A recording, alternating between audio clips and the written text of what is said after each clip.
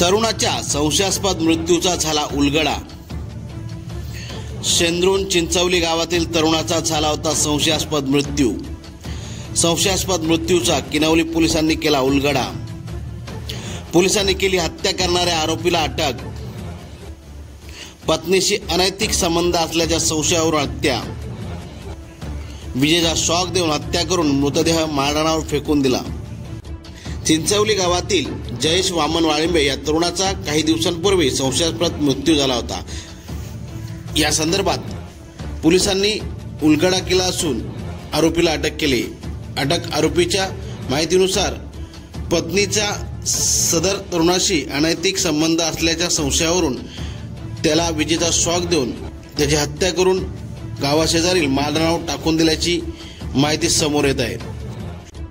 Kinwali police स्टेशनचे API Gajendra Palve, PSI Sagar Jadhav, PSI Ravindra Avhad, police constable Yunus Girgaonkar, Kiran Khandve यांच्या माध्यमातून या गुन्ह्याचा उलगडा करण्यात आला आहे।